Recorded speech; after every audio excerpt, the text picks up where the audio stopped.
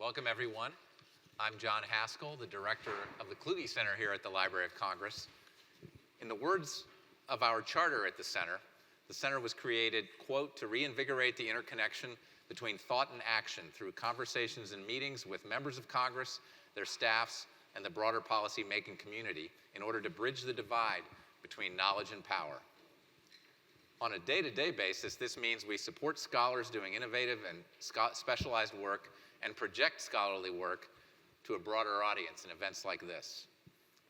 There's material on some events we have coming up in October. I hope you'll avail yourself of that and attend. Let me tell you a little bit about our guest today, Candice Millard. She's the author of 3 books, each of which was a New York Times bestseller and appeared on Best Books of the Year in both the Times and the Washington Post. Her first book was The River of Doubt, Theodore Roosevelt's Darkest Journey.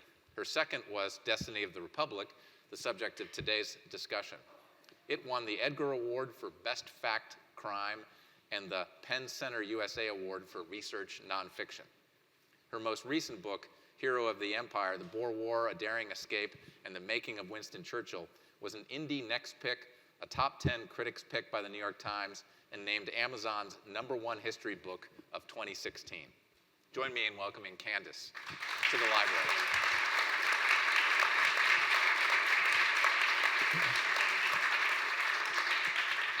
So Candice and I are going to talk about Garfield for about 45 minutes. I might sneak in a Churchill thing just to see if she's paying attention. And then we'll leave about 15 minutes for questions from the audience. And there's a reception to follow right just in the back. And we hope you all will join us for that. So James Garfield, a lot of people are coming in the door. They're telling me, well, I want to learn something about Garfield. So why did you decide to write a book about him? Well, like most Americans, unfortunately, I didn't know anything about James Garfield beyond the fact that he had been assassinated. And I wasn't necessarily interested in writing about another president. My first book had been about Theodore Roosevelt. But I was interested in writing another book that had a lot of science in it. My first book was set in the Amazon rainforest. I had worked at National Geographic. And so I wanted another subject with a lot of science. And so I was actually researching Alexander Graham Bell, just doing general research, investigative research. And I stumbled upon this story of him inventing something called an induction balance to try to find the bullet in Garfield when Garfield was shot. And I was, first of all, very surprised and wondering why I had never heard this before. And then secondly, I thought, what was Garfield like? And so I started researching it, and my poor husband is always a victim whenever I'm working on another new story, because I'm always calling him up and being like, oh my God, you will not believe this. And that was the case with Garfield. I thought, he was brilliant, he was brave, he was kind, he was decent, he was progressive, and we've completely forgotten him. And so I just fell in love with the story. And I think, though, that my editor was very surprised when I told him. He was like, Garfield, okay. Well, it's a testament to your persuasive powers that you got a contract for. I give him credit for saying, give it a try. Yeah. And so how did Garfield distinguish himself before becoming president? You talk about his character, but what did he do in the public sphere?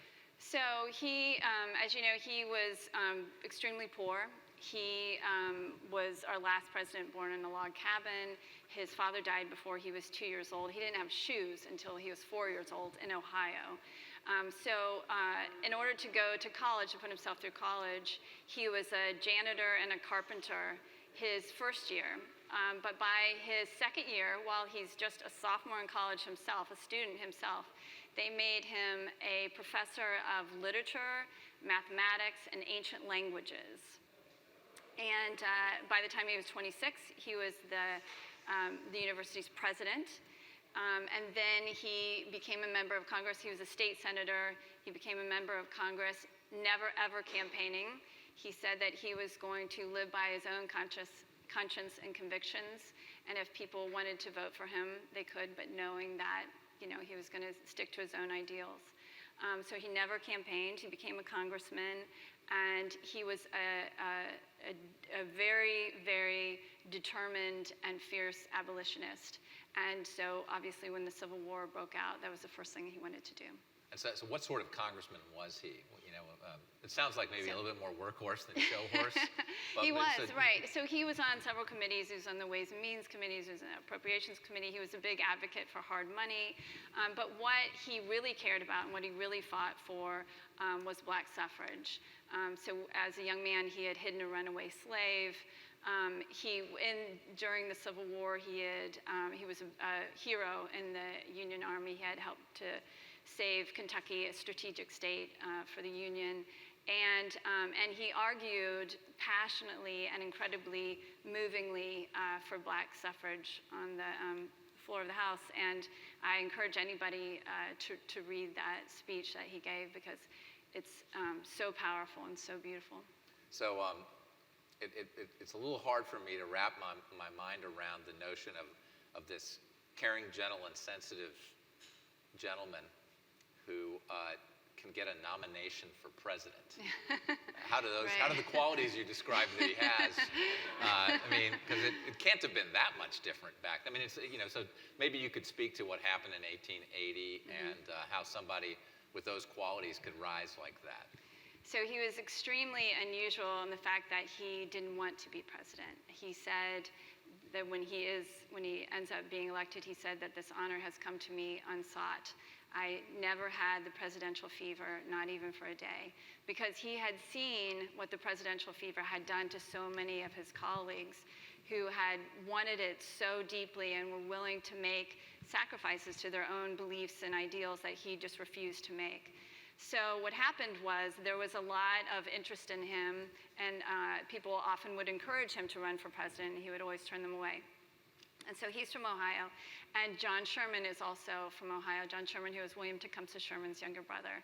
And John Sherman wants to run for president, and so he realizes the best way to sort of put down this interest in Garfield is to ask Garfield to give his nominating address. So Garfield agrees, and they go to Chicago. The Republican convention was in Chicago that year. There are 15,000 people who were there, and Ulysses S. Grant is running for a third term. And he had gotten the nomination very quickly in the past. Obviously, he had But he wasn't president at that time. He wasn't president, yeah. Right? Hayes had been president between, but he had a very controversial presidency, accused of a lot of corruption. So people thought it's not going to be easy this time, as easy, but everyone assumed that he would win the nomination again. And the person who was giving his nominating address was this very colorful character, Roscoe Conkling. He was a senior senator from New York. And so Conkling gets up and he poses, and everybody goes crazy, and he gives this really stirring, energetic speech on behalf of Ulysses S. Grant, and the whole hall is really excited. They're shouting, Grant, Grant, Grant, and it's time for Garfield to get up. And he's just a very, very different person from Roscoe Conkling. And he walks up and he begins to speak, and he was such a powerful, gifted speaker. And this speech was largely extemporaneous, but it's so moving and beautiful that the hall just silences, and everyone's just mesmerized, and they're listening to him. And at one point he says, "So gentlemen, I ask you, what do we want?" And someone in the crowd shouts, "We want Garfield." And everybody just goes crazy, and he has to quiet them down so he can finish his speech. And then when the balloting begins, they're going back and forth, and it's really hot, and everybody's exhausted. And then suddenly, somebody gives a vote for Garfield, and he stands up, and I'm not a candidate, and they didn't have my consent, and he's shouted down. And so he sits down and thinks it'll just go away, but it doesn't go away. Ballot after ballot after ballot, it stays. And then suddenly somebody else, another state, gives a couple, and then another state, and another state. And then what began as this trickle becomes a stream and a river, and then just a flood of votes, until finally he finds himself the Republican nominee for President of the United States. Yeah, so conventions weren't quite scripted like they are now. So there were multiple, because you have to get a true majority, and so there were multiple ballots. Right, so, 36. If I'm remembering right, in the schisms within the Republican Party, Conkling represented what were called the stalwarts, right? That's right. And And Garfield was in the half-breeds? Half-breeds, I mean, right. but, he wasn't a half-breed. Like, what did that mean? So yeah, there was a great rift in the Republican Party. So the stalwarts, they were trying to protect the spoil system, and that's where they got their power, and Conkling was definitely the head of that. And had mostly wanted Grant to win the nomination again so he could actually be in power. And then the half-breeds were the more progressive, and Garfield was definitely a half-breed, but they knew that the people who wanted Garfield to get the nomination, they knew that they would never win the presidency if they didn't have the stalwart support. In other words, if they didn't have Roscoe Conkling's support. So what they did was there was a man named Chester Arthur, who was completely Conkling's creation. In fact, the only other position he had had before he becomes Vice President of the United States was as the controller of the New York Customs House, which was a job that Conkling had given to him through President Grant. And in that job, he made more money than the president. He never showed up for work before noon. You know, he was again, complete opposite of Garfield. He liked fine clothes and dinner parties and wine, and he even had changed his birth date a few years to appear more youthful. But they tell Garfield, Chester Arthur is going to be your running mate. And he didn't have any choice, or they force on him because they're trying to appease Conkling. So then, so it's 1880, and then ultimately he got elected president, and takes office in 1881. At that time, if my history is right, you're now 15 years plus after the Civil War. The Southern reaction against federal intervention on behalf of race equality was in full swing by that point in 1881. And Garfield only served, and we'll get to the assassination in a second, but Garfield only served a short period of time. You've already talked about him being an ardent abolitionist. Would a Garfield one or two-term presidency have focused on race issues? I mean, what in the counterfactual world, what might have happened that would have been different? I mean, it's a really critical point in American history, really, there. Absolutely, it would have. He was among what they called the radical Republicans, who were, this is the 13th, 14th, and 15th Amendments that they felt very strongly about. So it wasn't just abolition; it was, full citizenship and full rights and suffrage, so in equal rights for every citizen of the United States. And Garfield was very, very passionate and very much a part of that. He voted to impeach Johnson because of that, because Johnson wanted to weaken Reconstruction, and he was very unhappy with Hayes, who also was going in that direction. And he would have had a fight on his hands, but there's no question in my mind, having studied him, that he would have fought. He would have continued to fight as president for equal rights and to strengthen what Lincoln had started. Can you speculate what it would have taken to stem the tide of the Southern reaction at that time? Because the interest in those issues wasn't as great as it was. Right. I mean, it would have taken a lot. Well, and because there was so much backlash, obviously, in the South, and they had started, the black codes that would lead into Jim Crow. And so it would have been a vicious fight. But it's something that came to the core of his beliefs, who he's always been, he was a very religious man. And when John Brown had been executed, he was, although he said, I don't condone what he did, I understand it. I understand what led him to it. And so this is something he absolutely would have fought for. And what I think is interesting about Garfield, and is rare about Garfield, simply because he didn't want to be president, because he had been thrust into this role, and therefore he wasn't beholden to anyone. He hadn't made any promises that he didn't want to make. And so he was uniquely powerful in that way. So I think he was in a position to possibly do something about it and keep the country moving in the right direction.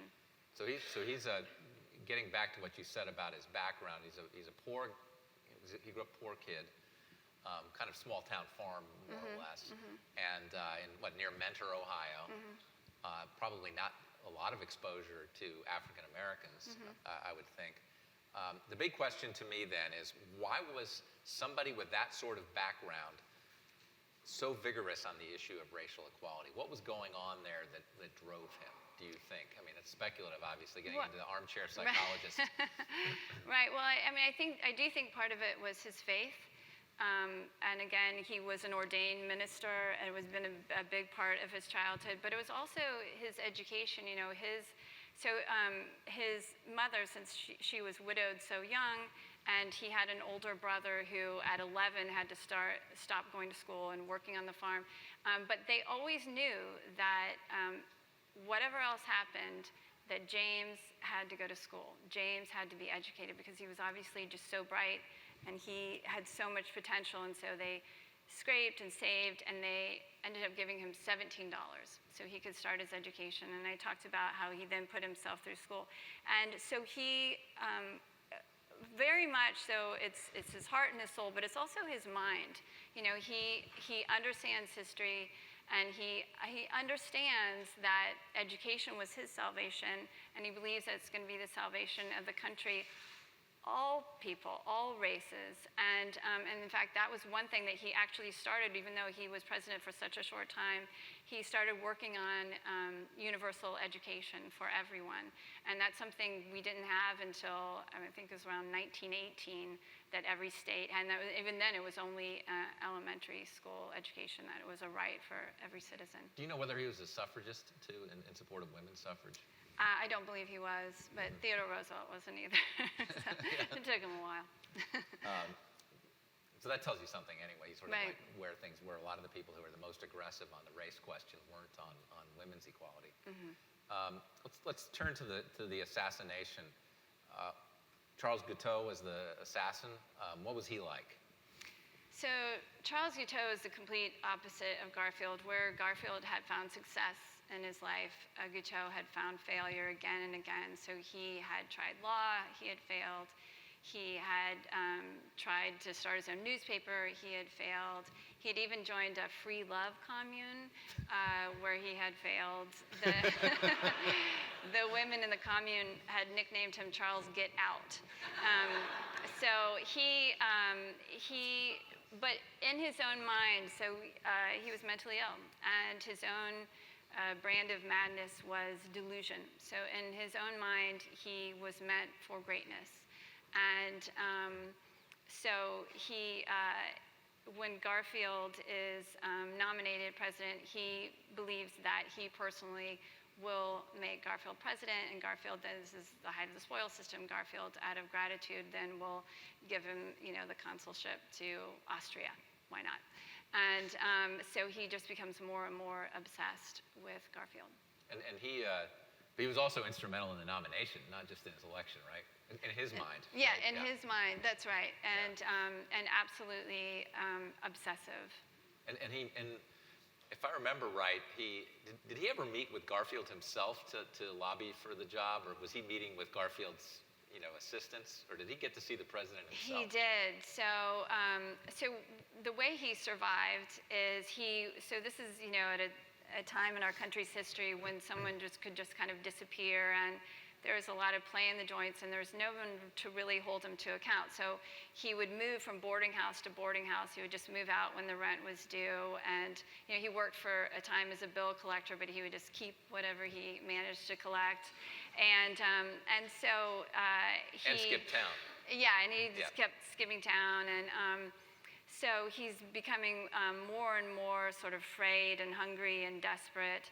And he just starts following the president everywhere. And even though this is 16 years after Lincoln's assassination, there's still no protection for the president. The American people thought that Lincoln's assassination was just a byproduct of war.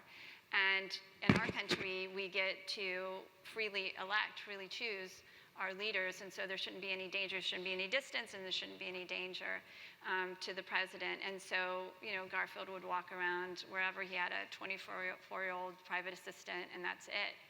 And so here's Charles Guiteau. He's sitting outside of the White House every day. He's going to the White House. This is also, again, the height of the spoils system, and so people believed that not only did they have a right to government jobs, even if they didn't have any background or experience for those positions, but they had a right to make their case for those jobs directly to the president himself. So the president had to meet with office seekers personally every day from 9:30 in the morning to 1:30 in the afternoon.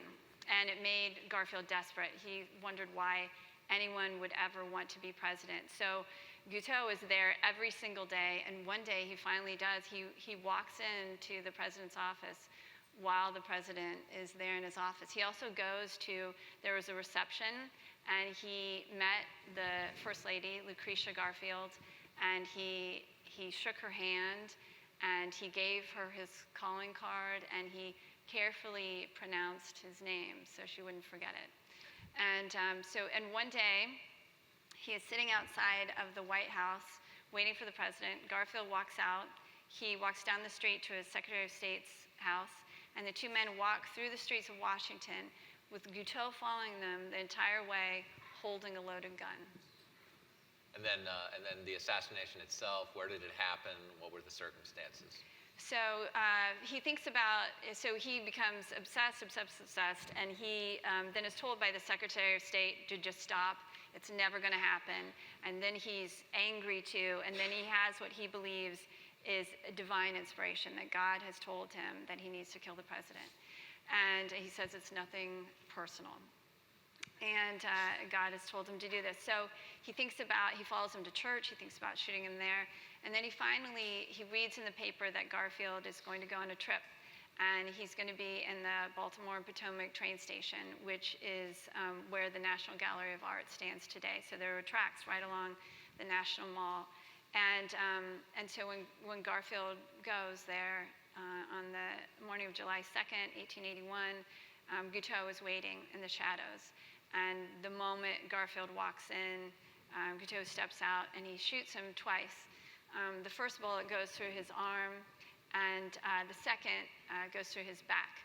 But by this incredible stroke of luck, it doesn't kill him. It doesn't hit any vital organs, and it doesn't hit his spinal column. It goes through the cord, but not the column, but not the cord. And he falls to the floor of this train station. So, and a lot of your book is a medical story. So, who tended to the president as he was struggling to recover from these injuries, and why was he the guy? So what they do, first of all, is you can imagine, any environment that's more bacteria-ridden than the floor of a train station. So they bring out, not concerned about that, but they bring out this old horse hay and straw mattress, and they take him upstairs to this room, and there's a doctor there, and they immediately start to probe the wound, sticking their fingers and instruments in the wound in his back. And some of his administration had been there at the time in the train station, including his Secretary of War, who was Robert Todd Lincoln. And interesting thing about Robert Todd Lincoln, he had been at his father's side when Abraham Lincoln died, not when he was shot, but when he died. And he was with Garfield when he was shot. And then 20 years later, he's with McKinley when McKinley is shot. So if you were president, you would want to send Lincoln to China or somewhere, get him out of there. But anyway, so Robert Todd Lincoln remembers that one of the doctors who had been with his father when his father died was this guy named Dr. Willard Bliss. I mean, literally, his first name was Doctor. And he knows that Garfield actually knew him growing up from years ago, and so he sends somebody to bring Bliss in. And Bliss immediately takes over. And Bliss sees in this national tragedy a once-in-a-lifetime opportunity for him, for his personal fame and power. So he immediately takes over the president's care, and they get him to the White House, because at that time, if you were sick or injured, the last place you'd want to be was be in a hospital, which is filthy and overcrowded. So they get him back to the White House, which was actually also filthy and falling apart at that time, but it's the best they had. And he immediately by that point there are like 9 different doctors, all of whom are, again, sticking unsterilized hands and instruments into this wound. And Bliss dismisses them all and takes charge of the president's medical care. So, and he wasn't necessarily the most, you wouldn't want him to be your physician. Yeah, One could glean that from reading your book. Yeah, he was an unusual guy. He'd actually been in prison for a little while. He had advocated something called kundurango, which was supposed to cure like cancer, syphilis, anything. So he had had a spotty career, but he knew the right people and was determined that he was going to be the doctor in charge of So you uncovered an interesting backstory. Well, you talked at the beginning about how researching Alexander Graham Bell got you into this. But so his backstory is interesting with respect to he was already famous. How was he involved specifically, or not involved enough in the treatment of Garfield? Bliss? No. Alexander Graham Bell. Oh, Alexander Graham Bell. So. Yeah. So Bliss is, again, very, very much aware that the world is watching and very concerned about his own reputation. And Garfield at first, Garfield was 220 pounds, 6'2". He was strong and healthy, and he fought off the initial infection that, was dragged in with a bullet and the, bits of his clothing and everything. But everybody thinks that he's going to die because Bliss has said it's gone into his liver and he's going to die. But he doesn't. He gets better. But then with this repeated probing of the wound, he starts to get sick again, and it's going wrong. And so Bliss is desperate, and so he reaches out to Alexander Graham Bell. And so Bell is just 29 years old at that time. He had invented the telephone just 5 years earlier, and he had actually left the Bell Telephone Company because he felt like it fettered him as an inventor. So he had won the Volta Prize, he has some money, he has fame, he has some time now, he has all these things that he wants to do, he has all these ideas. But as soon as he hears what has happened to Garfield, he drops everything and he starts working on something called an induction balance. So it's basically the first metal detector. And he had originally invented it years before to stop the static that was in the telephone line that was caused by telegraph lines. And so it would balance it out and it would stop the static. But he realizes that he can use it as a metal detector. But it's completely unproven. And so he is working night and day in his laboratory. He had this little laboratory, Volta Laboratory, here in Washington. And it's really interesting because when I was doing my research, I knew if you go over to the Smithsonian Museum of American History, they have, I call the assassination alcove. You can go in and there's some presentation for each of the assassinated presidents. And on the Garfield side, they have the induction balance that Bell used. And I saw it when I was doing my research. And then later on, when I'm getting ready to write, I think I need more information about it. So I wanted to know what kind of wood was used and what are the dimensions and things like that. So I called up one of the archivists at the museum, and I asked her these questions. She said, "Which one?" And I said, "What do you mean, which one?" And she said, "We have all of the prototypes that Bell created because he's just inventing this out of whole cloth. And he doesn't, it's his reputation on the line too. He's famous at this point. He doesn't know what's actually going to work on a human body. And so I was like, I'm coming back.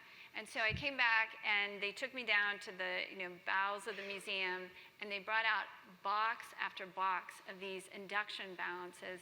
And it's just astonishing. They're every shape and size, and the wires hanging off of them, and you hold them and you can just feel his mind racing and his heart beating, and he's trying to figure out how to save the life of the President of the United States. So he gets it to a point where it does work, and he's tried it out on veterans of the Civil War who are walking around with bullets in them, and he knows that it works. And so Bliss says, okay, on this date, you can come to the White House and you can try it on the president. But Bliss had publicly declared that the bullet was on the right side of the president because that's where it had gone in and that's where the wound was. And so he'll only let, because he said this and it's been in the papers, he will only let Alexander Graham Bell run this metal detector over the right side of the body while the bullet was on the left. And Bell can't figure out why it doesn't work. And he gets back to his lab and he has another idea. And he obviously had a telephone, and the White House had one of the few telephones at that time. And so he calls them and he says, I have a question for you. Is it possible that the president has a mattress with metal coils, which was actually very rare at that time? And he did. And so obviously that's going to affect a metal detector as well. And so they say it didn't work, but the reason that the actual invention actually did work. And it was another 16 years before the invention of the medical x-ray. And so they used induction balance in the Boer War and the Russo-Japanese War on all of these wounded soldiers, and it saved a lot of lives. The last days were pretty ugly, right, for President Garfield? Yeah, heartbreaking, actually. If you ever have a chance to get to Mentor, Ohio, that's where his home is. It's now a National Historic Site. It's incredibly beautiful. But what will break your heart is they have his death mask. And, he was just a shadow of the man he had once been. He was starving to death. He was riddled with infection and just suffering unimaginably. And he knew at the end, that he was going to die. And he didn't want to die in the White House. And he had always loved the sea. And there's, someone offered their cottage in New Jersey, and he says, I want to go. I want to go right now. And so what they did is they took a train car and they tore everything out of it and they set it up so they could have a bed for him. And they laid tracks. They worked, 2,000 people worked all through the night to lay a special set of train tracks that would lead the train directly up to this cottage. And all along the way, it's just really moving. All along the way, there are all these Americans standing and watching this train car go by with their dying president. And again, where Lincoln's death had only deepened the divide in our country, Garfield brought them together because he meant something to everyone, to the North, to the South, to immigrants, to pioneers, to free men who had once been slaves or been enslaved people, to people who had owned slaves. His inaugural address, he had very few people with him. He had his mother, his wife, and he had Frederick Douglass. And he gave a government position to Frederick Douglass. This was so much a part of who he was, this common loss brought our country together. So anyway, the train finally gets to this cottage and it can't make it up this hill.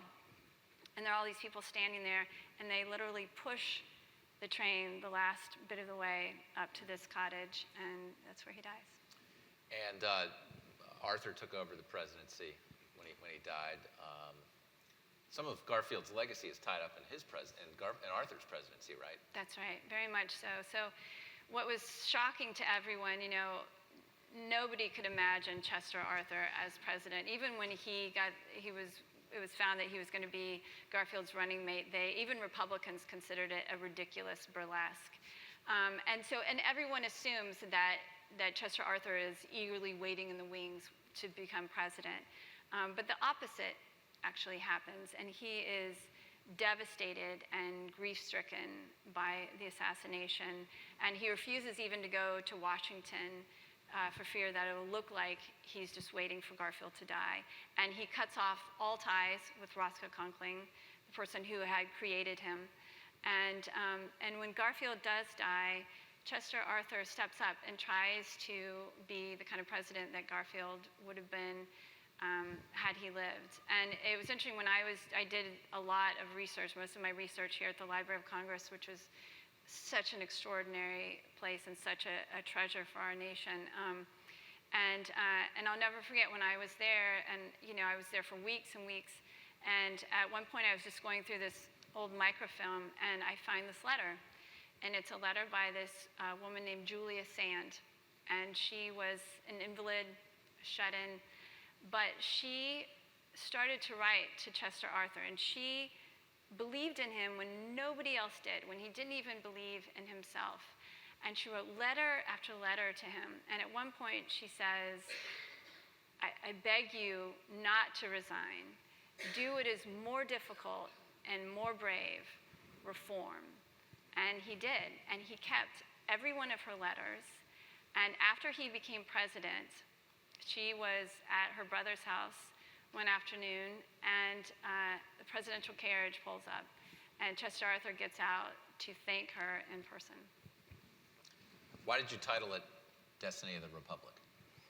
Well, I went back and forth with my editor for quite a long time. We really struggled with the title for this one, and it was actually, this was his idea, and I really loved it. And it actually comes from the nominating address that Garfield gave for John Sherman, where he's talking about, it's this beautiful metaphor about, all the chaos that was going on there in the convention hall and in the country, and he related it to the storm-tossed sea. He had always loved the sea, and he said, but that's not where these decisions need to be made, and that's not where they're going to be made. They need to be made in the quiet and calm of every American's living room, where they're talking and they're serious and thoughtful and thinking about the future of our country, the destiny of the Republic. So to wrap up, a couple quick questions. One is, for many of us in the room who haven't read the Churchill book yet, which is available here, what's your pitch? Why should we read that book?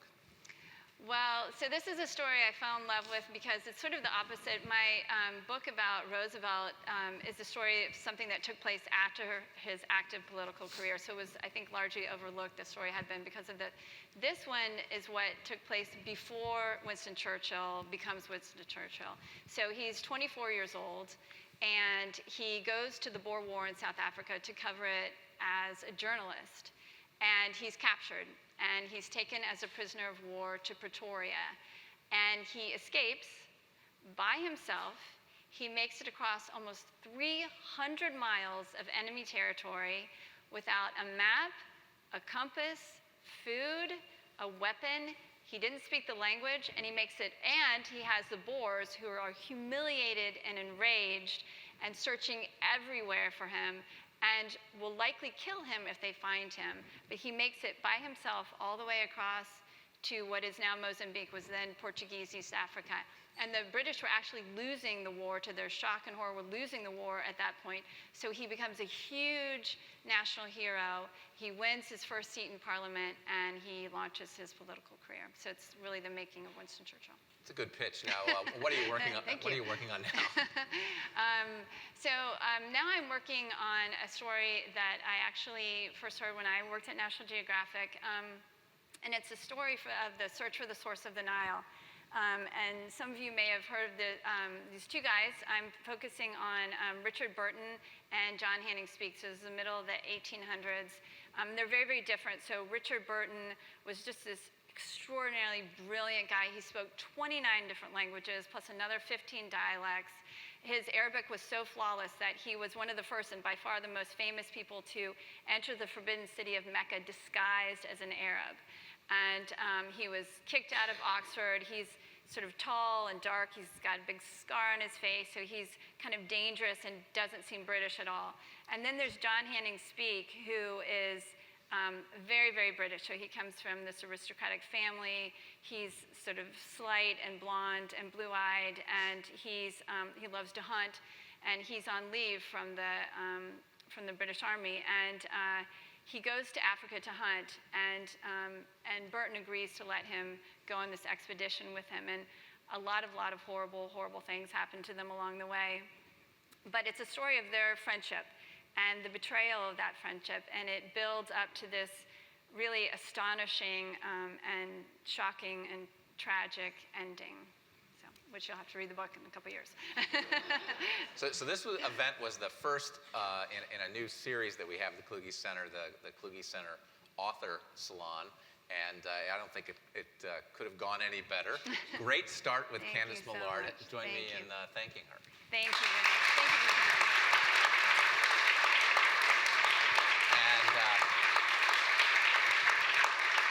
And as you're thinking of questions, we have some mics in the 2 rows. I'll identify you in a second when you have your hand up.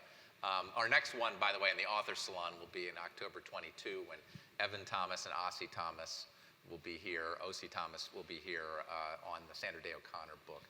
The lady in the second row is the first one. Try to keep the questions short because a lot of people hands were up. Okay, my first question, and it's kind of 2-part, is how long was Garfield actually president? And then what other abolitionists did he interact with other than Frederick Douglass?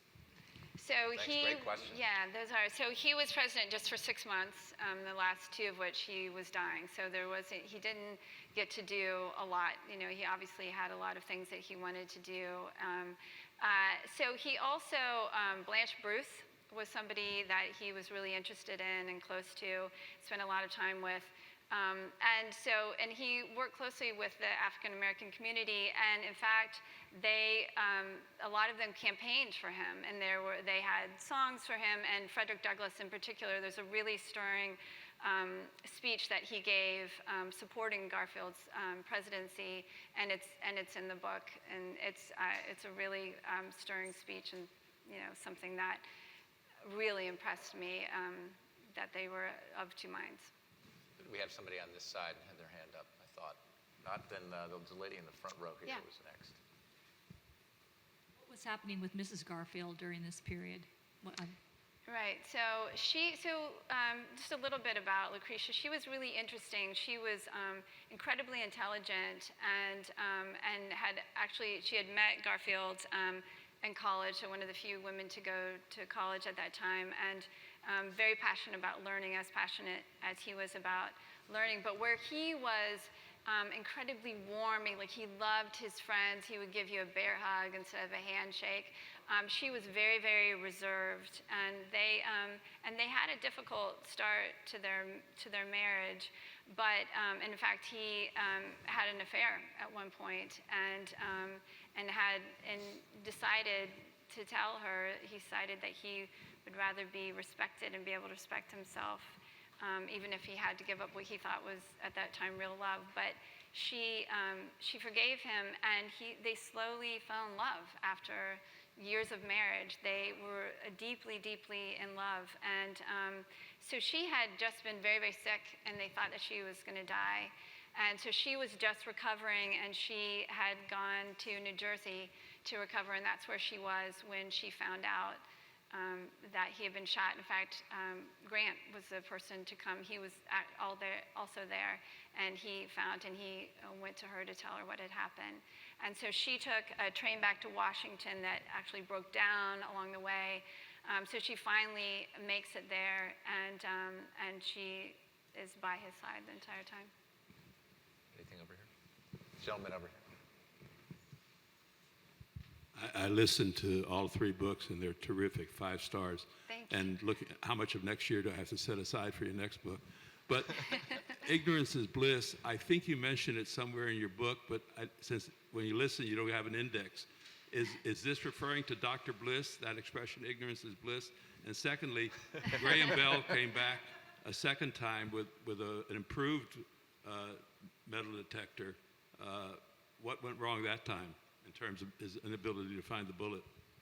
Right, so that was the same situation. So they get him off the bed with the coils, but they still will only let him go on the right side. And Bell didn't know. He didn't know that it was on the left side, but he knew that he wasn't allowed. And it's not until the autopsy report comes out that everyone understands. And Bliss is publicly disgraced because it's immediately apparent to everyone that Garfield didn't have to die, and they understand why he did. And sorry, what was the first question?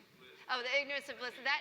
Yeah, right. It actually comes from a poem, and it's the name of the poem has escaped me, but it's not that. But it is very fitting. In the early days, it was situation. ignorance is doctor bliss. Yeah. I don't know if you knew that.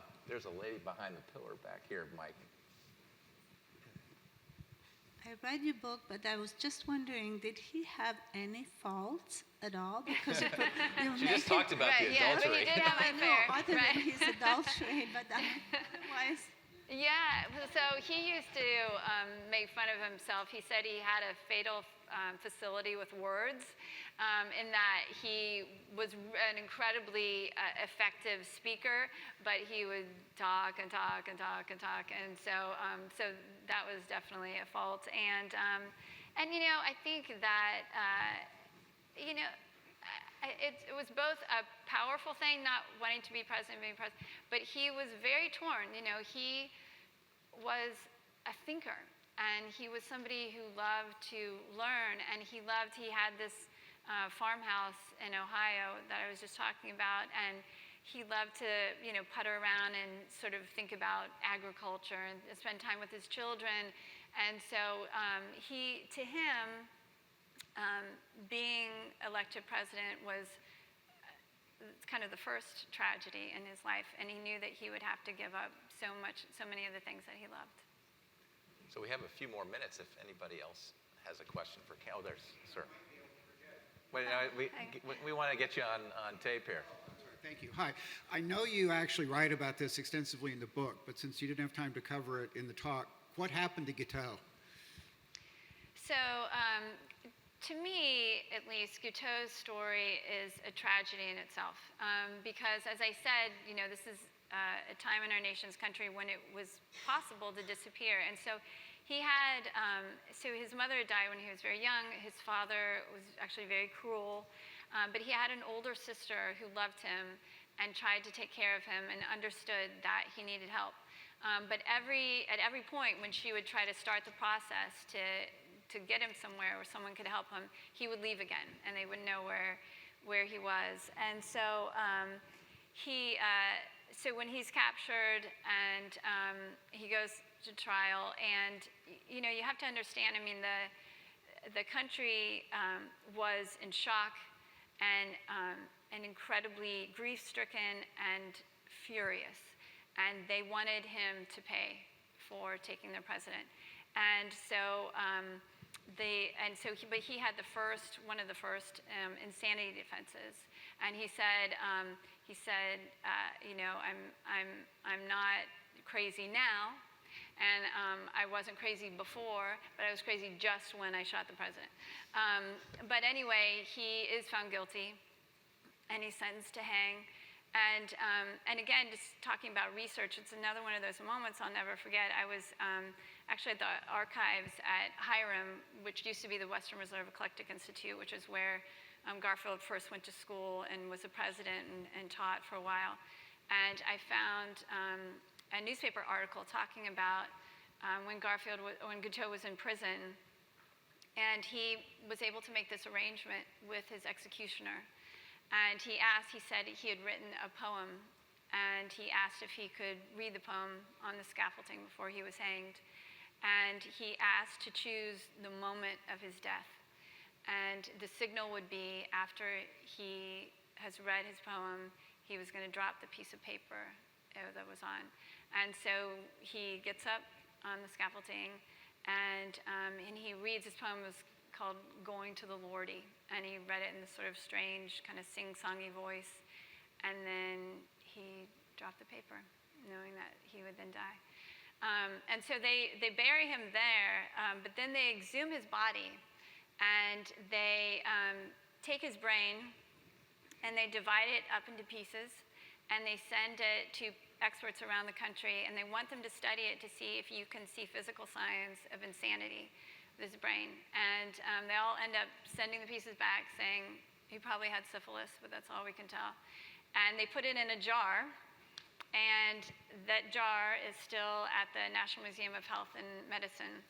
And when I was researching the book, the museum was in the Walter Reed building, And they have that. They have a section of Garfield's spine showing where the bullet went through. There's this red pin showing the trajectory of the bullet. They also have, strangely, or they did at that time, they have parts of Guiteau's skeleton. So they have like wristbone, femur, in a drawer with parts of the skeleton of John Wilkes Booth. So it was like, this is an assassin's drawer or something, yeah. Strange. But it was fascinating. But I was just telling somebody that I had this really amazing moment for me. So when I saw all these things, it was early in my research, early in the process, and it took me 4 years to work on this book. And so when I first saw it, I thought, especially like the spine, I thought, well, that's interesting. That's this fascinating artifact that we have from this time in our nation's history. And then fast forward 4 years to when the book comes out, and I'm going to be interviewed on All Things Considered. And even though it's radio, they're like, let's go. I was in Washington. They're like, let's go to the museum and have them bring out the spine, and so you can talk about it while you're on the radio. And so I said, okay. And by this time, Walter Reed had shut down, and they moved the museum to this fancy new building, and we're just in like a conference room. We just like felt like you could be in any business or anything. It was very sterile. And I'm just waiting, and they open the door, and they're rolling this section of spine, and I think, I'm gonna cry. All of a sudden, he was real to me. He's now, I felt like I knew him. Now, I'd spent all these years studying him, and I cared about him, and I respected him, and he was only 49, and he had children, and he had this entire nation that had, placed so much hope and trust in him, and it just never should have happened. And I just felt completely different about it than I originally had. One quick last question over here. I have a question about the production process, so to speak. The story has such an affinity with the trope of the reluctant reader and with the tragedy genre. How did you negotiate this during writing? I can imagine that it is both a blessing and a curse, because it A, writes easily, but B, has the trap of maybe falling into an established narrative and twitching the facts. So most of the time when I'm working on a book, I don't start writing till like the last maybe year that so most of it is doing research, and it's organizing that research, and then it's outlining. So I spend a lot of time with the structure. And I was just telling someone, when I was talking to my editor, he said, why don't you start the book with the assassination, because that's like this dramatic moment. And I said, I don't want to, because I want the reader, because so few people knew anything about Garfield, and that's the only thing they know about him. I want people to understand what we lost, right?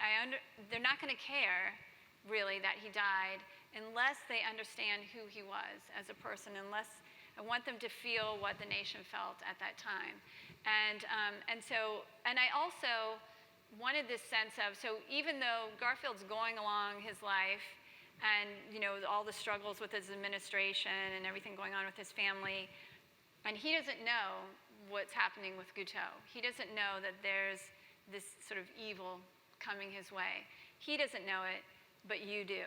And so that's why I kind of went back and forth with the chapters. So I want you to see this, this fine, strong president and the danger that's coming for him. And so that's just a matter of, figuring out how to tell the story. And that's, again, I feel really strongly, whenever I talk to high school students, I always say, I'm sorry, but you have to outline.